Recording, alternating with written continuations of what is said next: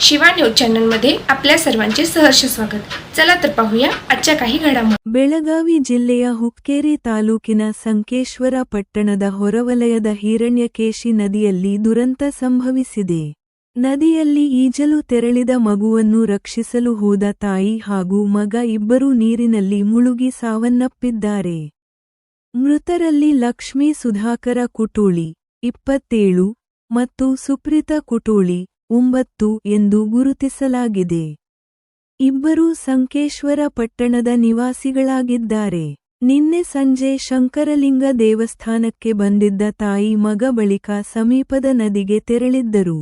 ಈ ವೇಳೆ ಸುಪ್ರೀತಾ ನದಿಯಲ್ಲಿ ಮುಳುಗಲು ಆರಂಭಿಸಿದಾಗ ಮಗುವನ್ನು ರಕ್ಷಿಸಲು ಹೋದ ತಾಯಿ ಲಕ್ಷ್ಮಿ ಅವರಿಗೆ ಈಜು ಬಾರದ ಕಾರಣ ಅವರು ಸಹ ನೀರಿನಲ್ಲಿ ಮುಳುಗಿ ಸಾವನ್ನಪ್ಪಿದ್ದಾರೆ।